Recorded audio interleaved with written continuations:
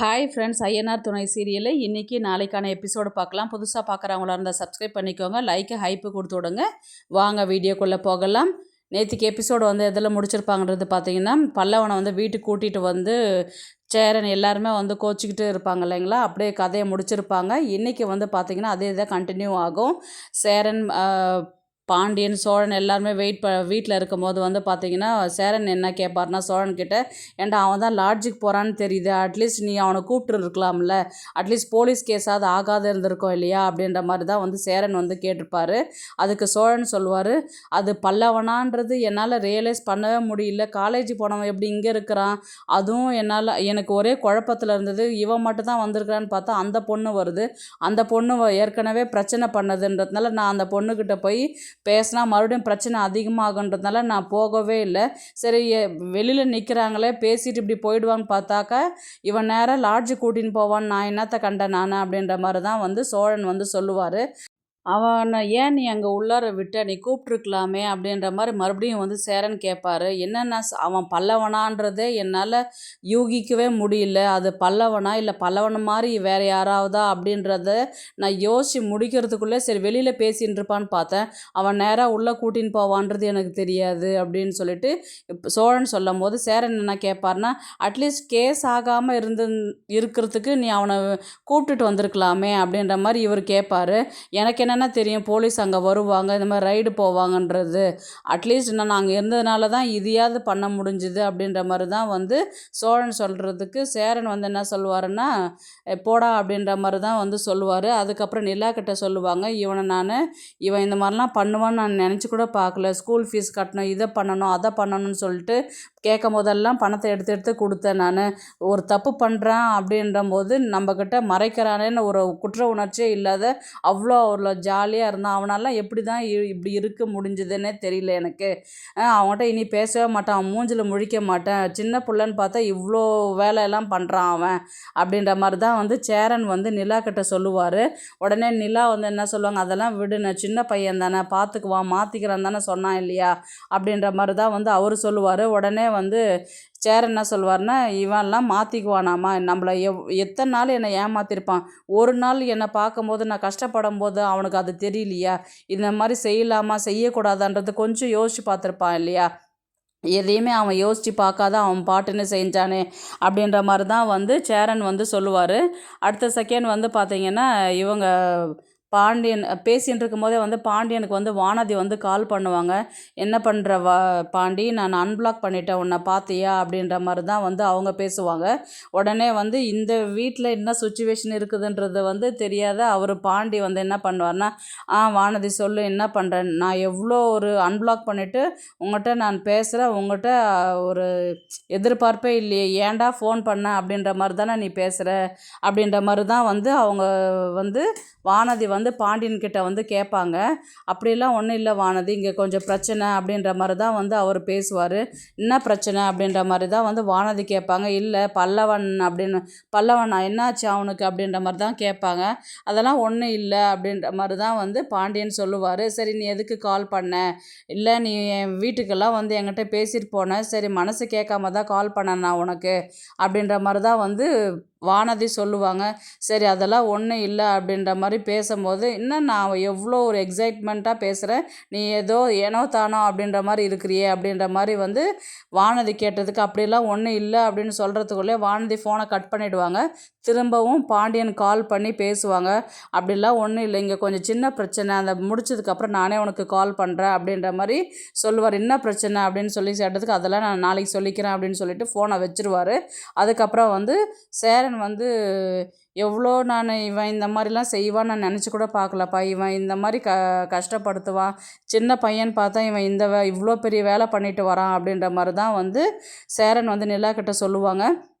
அடுத்த நாள் காலையில் வந்து பார்த்திங்கன்னா இவர் சேரன்கிட்ட வந்து பல்லவனை வந்து பேச வருவார். அப்போது சேரன் என்ன சொல்லுவார்னா, இனி என் மூஞ்சில் முழிக்காத, இனி அண்ணன்னு என்னை கூப்பிடாத, இனி எனக்கு எந்த சம்மந்தமும் இல்லை, உன் வேலையை பார்த்து நீ இருக்கலாம், இனி கேட்கறதுக்கு ஆள் இல்லைன்னு நீ எங்கே வேணால் கூட்டிகிட்டு போகலாம், இந்த பொண்ணை பேசலாம் பழகலாம் அவங்க இஷ்டத்துக்கும் பண்ணலாம் அப்படின்ற மாதிரி சொல்லுவார்.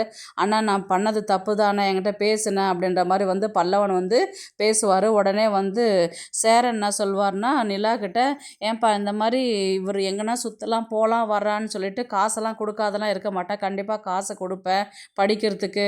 இவர் படிக்கிறேன் ஃபீஸ் கட்டுறேன்னு சொல்லிட்டு கூட காசை வாங்கிட்டு போயிட்டு கூட அந்த பொண்ணுக்கிட்ட கூட சுற்ற சொல்லு, நான் அதுக்கும் காசு கொடுத்து தொலைக்கிறேன் அப்படின்ற மாதிரி தான் வந்து பேசிட்டு போவார். இனி இவன் என் மூஞ்சிலே முழிக்கக்கூடாது, இனி நான் இவங்ககிட்ட பேசவே மாட்டேன் அப்படின்ற மாதிரி தான் சொல்லிட்டு உள்ளார போவார். பல்லவன் வந்து அழுதுகிட்டே வருவாங்க. நிலா வந்து உடனே அழாத பல்லவா அப்படின்ற மாதிரி, விடுங்க நீ அப்படின்ற மாதிரி தான் அவர் வந்து சொல்லிட்டு உள்ளார வந்து இவர் சேரன் பேசுனது அத்தனையுமே வந்து யோசிச்சு ஃபீல் பண்ணுவார், அழ ஆரம்பிச்சிருவார். அதுக்கப்புறம் வந்து உடனே வந்து நிலா வந்து ஆஃபீஸ்க்கு போகல இல்லையா, அதனால் வந்து என்னப்பா ஏதாவது வேலை கிடைச்சதா, கிடைக்கல வேறு ஏதாவது ட்ரை பண்ணலாம் இல்லையா அப்படின்ற மாதிரி வந்து சேரன் வந்து பேச ஆரம்பிப்பார். உடனே ட்ரை பண்ணின்னு தானே இருக்கிறேன், ஒன்றும் கிடைக்கலண்ணா அப்படின்ற மாதிரி தான் வந்து நிலா சொல்லுவாங்க. உடனே வந்து சோழன் என்ன சொல்லுவார், ஏன்னா வேலை போய் தேடணும், முதலாளி ஆகிறதுக்கு நிறைய சான்சஸே இருக்குது அப்படின்ற மாதிரி தான் வந்து இவர் சோழன் சொல்லும் போது வந்து பாண்டியன் வந்து என்னடா சொல்கிற நீ அப்படின்ற மாதிரி புரியலையே அப்படின்னு சொல்லிட்டு சொல்லும்பொழுது, ஆமாம் இவங்க கூட வேலை செய்கிற திவ்யான்னு ஒரு பொண்ணு இருக்கிறாங்க, அவங்க 4-5 பொண்ணுங்கள்லாம் சேர்ந்து ஒரு பிஸ்னஸ் மாதிரி பண்ணுறாங்க, ஒரு ஆளுக்கு 5 லட்சன்ற மாதிரி கொடுக்க சொல்கிறாங்க அப்படின்னு சொன்னதுக்கு, 5 லட்சம் என்னால் பெரட்ட முடியாதனால தான் நானே யோசிச்சுன்னு இருக்கிறேன் அப்படின்ற மாதிரி தான் வந்து சோழன் சொல்லுவார். அதுக்கு பாண்டியன் வந்து 5 லட்சமா அப்படின்னு, நானும் அப்படி தாண்டா பயந்தேன் அப்படின்ற மாதிரி தான் வந்து சோழன் சொல்லுவார். உடனே வந்து இப்போ நான் வேணால் எனக்கு தெரிஞ்சவங்ககிட்டலாம் நான் கேட்டு பார்க்குறேன் நான் அப்படின்ற மாதிரி பாண்டியன் சொல்கிறதுக்கு நிலா என்ன சொல்லுவாங்கன்னா, இப்போ தான் லீஸுக்கு எடுத்துருக்குறீங்க, அதெல்லாம் எதுவும் கடன் வாங்க வேண்டாம், இப்போ இல்லைன்னா நான் இன்னொரு நாளைக்கு பார்த்துக்கலாம் அப்படின்ற மாதிரி தான் வந்து நிலா வந்து சொல்லுவாங்க. உடனே சேரன் என்ன சொல்லுவார்னா, அது எப்படிப்பா நீ ஒரு கஷ்டத்தில் இருக்கிறன்னும் போது நாங்கள் அந்த அளவுக்கு விட்டுருவோமா, 5 லட்சம் தானே, ஏதாவது நான் தெரிஞ்சவங்ககிட்ட இல்லை நான் எதனா கேட்டு பார்க்குறேன் அப்படின்ற மாதிரி தான் வந்து இவர் சேரன் சொல்லுவார். உடனே நிலா என்ன சொல்லுவாங்கன்னா, அதெல்லாம் வேண்டாம், நான் இப்போதைக்கு அவ்வளோ காசு யாராலையும் ரெடி பண்ண முடியாது, இப்போ இருக்கிற பிரச்சனைக்கு அதெல்லாம் தேவையில்லை, வேண்டாம் விடுங்க அப்படின்ற மாதிரி தான் வந்து பேசுவாங்க. உடனே பாண்டியன் தான் சொல்லுவார், ஏன்னா வீட்டை வச்சுன்னா நம்ம பணத்தை வாங்கிக்கலாமா பேங்க்கில் அப்படின்ற மாதிரி கேட்டதுக்கு, பாண்டி நல்ல ஐடியா தான் இது, இது ரொம்ப நல்ல ஐடியாவாச்சு, பேசாத நம்ம பத்திரத்தை எடுத்து போயிட்டு பேங்க்கில் வச்சுட்டு நம்ம பணத்தை வாங்கி கொடுத்தாக்கா இவங்க கொஞ்சம் பிஸ்னஸ் பண்ணுறதுக்கு நல்லாயிருக்கும் அப்படின்னு சொன்னதுக்கு, உடனே நிலா வந்து வேண்டாங்க அப்படின்ற மாதிரி சொல்லுவாங்க. அதுக்கு பாண்டியன் சொல்லுவாங்கன்னா, நீங்கள் ஒரு நல்ல நிலைமையில் இருந்தால் எங்களுக்கு தானே பெருமை, அதனால் ஒன்றும் பிரச்சனை கிடையாதுங்க அப்படின்ற மாதிரி வந்து பாண்டியன் சொல்லுவார். உடனே சேரன் வந்து நல்ல விஷயமா இருக்குது அப்படின்ற மாதிரி வந்து உடனே நடேசனை தான் பார்ப்பார். நடேசன் வந்து என்ன சொல்லுவாருன்னா, எனக்கு ஒன்றும் பிரச்சனை இல்லை, நீ வச்சு கொடுடா அப்படின்ற மாதிரி தான் வந்து சொல்லுவார் நடேசன். அப்புறம் என்னப்பா அப்பாவே சொல்லிட்டாரு அப்படின்ற மாதிரி சொன்னதுக்கு, உடனே சோழன் என்ன சொல்லுவாருன்னா, நடேசா இப்போ தான் கரெக்டான விஷயம் கரெக்டாக பேசியிருக்கிற நீ அப்படின்ற மாதிரி தான் வந்து பேசுவாங்க. உடனே வந்து பார்த்திங்கன்னா அந்த நேரம் தான் வானதி உள்ளார என்ட்ரி ஆகுவாங்க. என்ன வீட்டை வைக்க போகிறீங்க, என்ன பிரச்சனை அப்படின்ற மாதிரி வந்து சொன்னதுக்கு, நடுவில் வந்தேன், எனக்கு ஒன்றும் புரியல, என்ன விஷயம் கிளியராக சொல்லுங்கள் அப்படின்ற மாதிரி சொன்னதுக்கு பாண்டியன் சொல்ல போவார். உடனே வந்து சோழன் என்ன சொல்லுவாங்கன்னா, நீ ரொம்ப விலாவரியாக சொல்லுவ, அதெல்லாம் சொல்ல தேவையில்ல, நான் சொல்கிறேன் அப்படின்னு சொல்லிட்டு, இந்த மாதிரி வந்து நிலா வந்து பிஸ்னஸ் ஸ்டார்ட் பண்ண போகிறாங்க, அதுக்கு காசு தேவை, அதனால் வீட்டு பத்திரத்தை வச்சு 5 லட்சம் எங்களுக்கு வேணும், அதனால் வாங்கி அவங்களுக்கு கொடுக்கலான்னு இருக்கேன்னு. ஓ அப்படியா, நல்ல விஷயம் அப்படின்ற மாதிரி வந்து வானதி சொல்லுவாங்க. உடனே நடேசன் என்ன சொல்லுவாங்க, நிலா வந்ததுக்கப்புறம் தான் வீடு மாதிரி இருந்தது, அதனால் எனக்கு ஒன்றும் பிரச்சனை இல்லை அப்படின்னு சொல்லும்போது எல்லாருமே சந்தோஷப்பட்டுக்கிட்டு இருப்பாங்க. உடனே சேரன் என்ன சொல்லுவான்னா, வானதி வாப்பா வெளியிலே நின்று பேசிட்டு இருக்கிற, வீட்டு உள்ளவா நான் டீ போட்டு தரேன் அப்படின்ற மாதிரி தான் வந்து அவர் வந்து பேசுவார். அதுக்கப்புறம் வந்து உள்ளார வந்து கூட்டிகிட்டு போயிட்டு டீ போட்டு கொடுத்த போது வந்து இவங்க வானதி வந்து நிலா கிட்ட பேச வராங்க. என்ன பிஸ்னஸ் ஐடியா அப்படின்ற மாதிரி வந்து கேட்டதுக்கு, நான் மட்டும் தனியாக பண்ணலப்பா, வெளியில் ஃப்ரெண்ட்ஸுங்கெல்லாம் சேர்ந்து தான் பண்ணுறாங்க, அதில் தான் போயிட்டு ஜாயின் பண்ணுற மாதிரி இருக்கிறேன் அப்படின்ற மாதிரி. ஓ அப்படியா அப்படின்ற மாதிரி, திடீர்னு எப்படி உங்களுக்காக வீட்டு பத்திரத்தெல்லாம் வச்சு எல்லாருமே செய்கிறாங்கல்ல, உங்களுக்கு ஒன்றுன்னா எல்லாருமே ஓடி வந்து ஹெல்ப் பண்ணுறாங்கல்ல அப்படின்ற மாதிரி தான் வந்து சொல்லுவாங்க நிலா. இவங்க வானதி சொல்லுவாங்க. உடனே நிலா வந்து, ஆமாம்ப்பா நான் எவ்வளோ வேண்டான்னு சொன்னால் கேட்கவே மாட்டேங்கிற, மாட்டேங்கிறாங்க, இப்போ பத்திரத்தை வச்சு எனக்கு பணம் தரேன்னு சொல்லிட்டு சொல்கிறாங்க அப்படின்ற மாதிரி தான் வந்து சொல்லுவாங்க. உங்களுக்கு ஒன்றுனா எல்லாருக்குமே ரொம்ப பாசம் அக்கறை எல்லாம் ரொம்பவே இருக்குதுல்ல அப்படின்னு சொல்லும்பொழுது வானதி சொல்லும்பொழுது நிலா வந்து ஆமாம், எனக்கு வந்து இவங்கள ஒரு நாளும் பார்க்காம என்னால் இருக்க முடியாது. வெளியில் போயிட்டு எங்கே போனாலும் இவங்கள வந்து பார்த்தா தான் எனக்கு மனசுக்கு நிம்மதியாக இருக்கும்.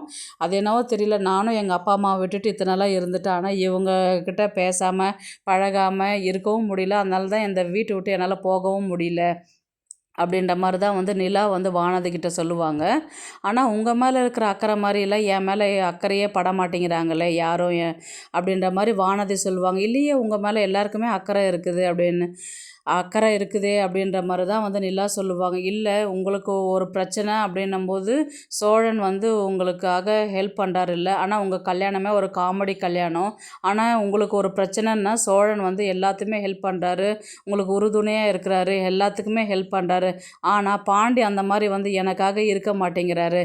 அன்னைக்கு பொண்ணு பார்க்க வரலன்னும் போது ஒரு வார்த்தை கூட வந்து கால் பண்ணி கூட என்கிட்ட பேசவே இல்லை, யாரும் எதுவும் சொல்லவும் இல்லை. ஆனால் பாண்டி எனக்காக எந்த ஒரு ஃபீல் பண்ணுறதும் இல்லை, எனக்காக எந்த ஒரு அட்ஜஸ்ட்மெண்ட் பண்ணுறதும் இல்லை, எனக்காக சப்போர்ட் பண்ணுறதும் இல்லை அப்படின்ற மாதிரி வந்து வானதி வந்து நிலாவை பார்த்து சொல்லிட்டு இருக்கும்போது அந்த நேரத்தில் பாண்டி வராரு. அவர் என்ன மனசுக்குள்ளே நினைக்கிறாருன்னா, ஐயோ இந்த காம்போ என்ன பேச வச்சாவே பெரிய ப்ராப்ளத்தில் தான் முடியும், முதல்ல இங்கேருந்து அவாய்ட் பண்ணணும் அப்படின்ற மாதிரி என்ன பண்ணுறாருன்னா உள்ளார என்ட்ரி ஆகிட்டு என்ன பண்ணுற வானதி அப்படின்ற மாதிரி வந்து வரும்பொழுது நிலா என்ன பண்ணுறாங்க, சரி நீங்கள் பேசிகிட்ருங்கன்னு சொல்லிட்டு அங்கேருந்து அவங்க கிளம்பிடுறாங்க. அதுக்கப்புறம் வானதி தான் வந்து பாண்டியன்கிட்ட பேசுகிறாங்க. எனக்கு ஒன்று இல்லைனாலும் எதுவுமே பண்ண மாட்டீங்க, இனி அவங்களுக்கு எதனா உங்கள் அன்னைக்கு ஒன்றுன்னா எல்லா வீட்டை வச்சு பணத்தை கொடுக்குற அளவுக்கு அவ்வளோ ஒரு இதுவாக இருந்து எல்லாத்தையும் எடுத்து செய்கிறீங்க நீங்கள் அப்படின்ற மாதிரி. இவர் என்ன நினைப்பாருன்னா, இவ்வளோ நேரம் என்ன பேசி தொலைச்சான்னு தெரியலையே அப்படின்ற மாதிரி தான் வந்து இவர் மனசில் நினச்சிட்டு இருப்பார். உடனே வானதி என்ன கேட்பாங்கன்னா, நான் ஃபோன் பண்ணி பேசுகிறேன், நீ ஒரு எந்த ஒரு ஒரு ஒரு ஆசையாகவே இல்லை உனக்கு அப்படின்ற மாதிரி கேட்டதுக்கு, நீ இல்லாமல் இத்தனை நாள் நான் கஷ்டப்பட்டேன், நீ பேசாமல் நான் ரொம்ப வருத்தப்பட்டேன் தான், அதுதான் நான் வந்து உன்னை பார்த்துட்டு வந்து சாரி கேட்டேன் இல்லையா அப்படின்ற மாதிரி தான் வந்து பாண்டியன் வந்து சொல்லுவார். அதனால தான் வந்தேன் நான் அப்படின்ற மாதிரி தான் வந்து வானதி சொல்லுவாங்க. இப்போ எவ்வளோ பிரச்சனையாக இருக்கும்போது அன்றைக்கும் உனக்கு லீஸுக்கு பணம் வேணுன்னும் போது கூட அப்போல்லாம் கூட வீட்டை வைக்கிறத பற்றி பேசவே இல்லையே, இப்போ எதுக்கு வீட்டை வைக்கிறீங்க அப்படின்ற மாதிரி தான் வந்து வானதி ஸ்டார்ட் பண்ணுவாங்க. அப்போது வீடு வந்து யார் பேரில் இருந்ததுன்றது தெரியாது இல்லையா, அன்னைக்கு ஹோட்டலில் இருக்கும்போது நம்ம எவ்வளோ கஷ்டப்பட்டாலும் வேறு வீட்டுக்கு போகக்கூடாது, நம்ம வீட்டுக்கு தான் போகணுன்னு சொல்லிட்டு அவங்க தான் வந்து முழு மூச்சை இறங்கி அந்த பத்திரத்தை கண்டுபிடிச்சிட்டு வந்து வீட்டுக்கு திரும்பவும் வந்தோம். அப்போ அவங்களுக்கு அதை கொடுத்து செய்யறதுல என்ன தப்பு இருக்குது அப்படின்ற மாதிரி தான் வந்து பாண்டியன் வந்து சொல்லுவார். இதில் ஒன்றும் குறைச்சல் இல்லை, எப்போ பார்த்தாலும் அவங்களுக்கே சப்போர்ட் பண்ணி பேசுங்க, எல்லாத்தையுமே அவங்களுக்கே கொடுத்து விடுங்க அப்படின்ற மாதிரி தான் வந்து வானதி வந்து சொல்லுவாங்க. அடுத்தது வந்து பார்த்தீங்கன்னா, சரி விடு அதை விடு, இப்போ நான் வந்து உங்கள்கிட்ட பேசுனேன்ல அப்படின்ற மாதிரி தான் வந்து பேசுவார். அதுக்கு வானதி என்ன சொல்லுவாங்கன்னா, எப்போ பார்த்தாலும் சரி இப்போ நீ அன்றைக்கி என்னை பொண்ணு பார்க்க வரலல்ல, உங்கள் வீட்டில் யாராவது ஒரு ஆள் வந்து இந்த மாதிரி பாண்டி எங்கே இருக்கிறாருன்றது தெரியல, இந்த மாதிரி வர முடியலன்ட்டு ஒருத்தவங்களாவது வந்து என் மேலே அக்கறைப்பட்டு யாராவது வந்து சொன்னாங்களா, நீ அன்றைக்கி நிச்சயதார்த்தத்துக்கு வரலன்னொன்னே யாருமே வராத விட்டுட்டாங்களே, அப்போது என் மேலே யாருக்குமே இங்கே அக்கறை இல்லை, யாருக்குமே இங்கே நான் வரணுன்றது பிடிக்கவும் இல்லை அப்படின்ற மாதிரி தான் வந்து வானதி வந்து சொல்லுவாங்க. அதுக்கு பாண்டியன் என்ன சொல்லுவார்னா, அப்படிலாம் ஒன்றும் இல்லை, அன்றைக்கி எல்லாருமே ரெடி ஆகிட்டு இருந்தாங்க, நான் தான் எங்கே இருக்கிறேன்னு தெரியாமல் என்ன தேடிக்கிட்டு இருக்கிற டென்ஷனில் உங்கள்கிட்ட வந்து சொல்கிறதுக்கு மறந்துட்டுருப்பாங்க, அங்கே வந்து சொல்கிறேன்னு தான் சொன்னாங்க, நான் தான் போக வேணாம் நானே போய் சொல்லிக்கிறேன்னு சொல்லிட்டு தான் போனேன் அப்படின்ற மாதிரி பாண்டியன் சொன்னதுக்கு, இப்போ எதுக்கு இவர் கேட்பார், இப்போ எதுக்கு ஃபஸ்ட்லேருந்து ஆரம்பிக்கிற, தப்பு பண்ணிவிட்டேன், சாரி கேட்டுட்டேன், மன்னிச்சிட்டேன், இப்போ சமாதானமும் ஆயாச்சு இல்லை, இப்போ மறுபடியும் எதுக்கு ஆரம்பத்துலேருந்து ஆரம்பிக்கிற அப்படின்ற மாதிரி தான் வந்து பாண்டியன் வந்து கேட்பார் வானதி கிட்ட. உடனே வந்து ஆமாம், இப்போ நான் எதை சொன்னாலும் உனக்கு குத்தந்தான் அப்படின்ற மாதிரி தான் வந்து சொல்லும்போது உடனே பாண்டியனுக்கு கோவம் வந்து, இத்தனை நாளாக பேசாத இருந்தேன், கஷ்டப்பட்ட உன்னை தேடி வந்து தான் உன்னை பற்றி நினச்சிட்டு இருந்தேன், நீ என்னை பற்றி நினச்சிட்டு இருப்ப. ஆனால் இப்போது அது ஏன்டா பேசணும், ஏன்டா நினச்சோம் அப்படின்ற மாதிரி தான் இப்போ நீ கொண்டு வர எனக்கு அந்த அப்படின்ற மாதிரி தலையில் அடிச்சுப்பார். எப்போ பார்த்தாலும் இதே தான் சொல்லுவியா அப்படின்ற மாதிரி தான் வந்து இவங்க சண்டை போட்டுக்கிட்டு பேசிகிட்டு இருக்கும்போது வந்து சோழன் வந்து பார்ப்பார். அப்படியே எபிசோடை வந்து முடிப்பாங்க. நாளைக்கு வந்து பார்த்திங்கன்னா சோழன் வந்து அங்கே இருந்தால் அதிகமாக பிரச்சனையாகும்னு சொல்லிட்டு உடனே பாண்டியை வந்து கூப்பிடுவார். பாண்டிங்க வா, அண்ணா உன்னை கூப்பிடுறாரு அப்படின்ற மாதிரி தான் வந்து பாண்டியனை கூப்பிட்டுக்கிட்டு உள்ளார போவார். அங்கே வந்து ஏன்டா அப்படின்ற மாதிரி கேட்டதுக்கு, என்னடா அவகிட்ட சண்டை போட்டுக்கிட்டு இருக்கிறேன்னா, அதெல்லாம் ஒன்றும் இல்லை விட்றா அப்படின்ற மாதிரி பாண்டியன் வந்து சொல்லுவார். அதுக்கப்புறம் வந்து பார்த்திங்கன்னா இப்போ நாளைக்கு பத்திரம் எடுத்துகிட்டு போயிட்டு பேங்க்கில் வைக்கிற ப்ராசஸ் தான் வந்து நடக்கும். அங்கே வந்து எடுத்துகிட்டு போயிட்டு அதுக்கான பணம் ஏற்பாடு வந்து ரெடி பண்ணுறதுக்கு அங்கே போவாங்க. இப்போ மறுபடியும் வந்து வானதி வந்து பாண்டியனுக்கு வந்து கால் பண்ணுவாங்க. என்ன பண்ணுற பாண்டி, எங்கே இருக்கிற அப்படின்ற மாதிரி வந்து கேட்பாங்க. இல்லை கடையில் தான் இருக்கிறேன்னு. இப்போ பத்திரம் வைக்கிறேன்னு சொல்லிட்டு சொன்னீங்களே, பத்திரம் வச்சுட்டிங்களா அப்படின்ற ஆமாம், அவர் சோழனும் அண்ணியும் போயிருக்கிறாங்க அப்படின்ற மாதிரி தான் வந்து பாண்டியன் வந்து சொல்லுவாங்க. சும்மா தான் சொன்னீங்கன்னு பார்த்தா கடைசியில் உண்மையிலே பணத்தை வைக்க பத்திரத்தை வைக்க போகிறீங்களா பேங்க்கில் அப்படின்ற மாதிரி. ஆமாம் வானதி, இப்போ என்ன வானதி உனக்கு பிரச்சனை அப்படின்ற மாதிரி தான் வந்து பாண்டியன் வந்து வானதி கிட்ட கேட்பார். எப்படின்னா போ எனக்கு என்ன அப்படின்ற மாதிரி தான் இவங்க ஃபோனை வச்சுருவாங்க. அவங்க வந்து சோழனும் நிலாவும் போயிட்டு பத்திரத்தை வச்சு பணத்தை வாங்கிட்டு வர மாதிரி தான் கதையை காமிப்பாங்க. அடுத்தது வந்து பார்த்திங்கன்னா பல்லவன் வந்து மறுபடியும் சேரன்கிட்ட வந்து பேசுகிற மாதிரி தான் காமிப்பாங்க. அண்ணா என்னை மன்னிச்சிருண்ணா இந்த மாதிரி அப்படின்ற மாதிரி, நீ என்ன மன்னிப்பு கேட்டாலும் நீ பண்ண வேலைக்கு நான் உன்னை மன்னிக்கவே மாட்டேன் அப்படின்ற மாதிரி தான் வந்து சேரன் வந்து பல்லவன்கிட்ட சொல்லுவார்.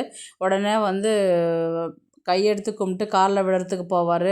என்னடா இப்படிலாம் பண்ணுற பல்லவான்னு, நான் தப்பு பண்ணிட்டேன் தான், நான் தெரியாததாக பண்ணிட்டேன், நான் என்னை மன்னிச்சிருண்ணா, நான் எதுவும் தெரிஞ்சு செய்யலை, சும்மா பேசலான்னு தான் நான் போனேன், மற்றபடி எந்த தப்பும் பண்ணுறதுக்கு நான் போகல அப்படின்ற மாதிரி தான் வந்து பேசுவாங்க. சரி விடுடா, ஒழுங்காக படிப்பில் கான்சன்ட்ரேஷன் பண்ண, படிக்கிற வேலையை பாரு அப்படின்ற மாதிரி தான் வந்து சேரன் வந்து பல்லவனுக்கு சொல்லுவாங்க. அடுத்தது வந்து அந்த பணத்தை வாங்கிட்டு போயிட்டு திவ்யா கிட்ட கொடுக்குற மாதிரி தான் கொண்டு போவாங்க. திவ்யா கிட்ட போகிறதுக்கு முன்னாடி வந்து பார்த்திங்கன்னா இவர் ராகவ தான் காமிப்பாங்க. என்ன பிஸ்னஸ்லாம் ஸ்டார்ட் பண்ணுறீங்களாமே எல்லோரும் ஒன்றா சேர்ந்து அப்படின்ற மாதிரி தான் வந்து ராகவ் வந்து நிலா கிட்ட பேசிட்டு வர மாதிரி தான் இருக்கும். அதுக்கு சோழன் என்ன சொல்லுவார்னா, பிஸ்னஸ் என்னென்னா முதலாளியே ஆக போகிறாங்க, உனக்கு என்ன பிரச்சனை அப்படின்ற மாதிரி தான் வந்து சோழன் வந்து ராகவ்கிட்ட பேசுகிற மாதிரி தான் கதையை கொண்டு போயிட்டு முடிப்பாங்க. பார்க்கலாம் கதையை வந்து எப்படி எடுத்துகிட்டு போகிறாங்கன்றது. இந்த வீடியோ உங்களுக்கு பிடிச்சிருந்தா ப்ளீஸ் லைக் பண்ணுங்கள், ஷேர் பண்ணுங்கள், சப்ஸ்கிரைப் பண்ணுங்கள். தேங்க்ஸ் ஃபார் வாட்சிங். இந்த வீடியோ பிடிச்சிருந்தா லைக் பண்ணுங்க, நம்ம சேனலை சப்ஸ்கிரைப் பண்ணுங்க. உங்க ஆதரவு ரொம்ப முக்கியம். நன்றி.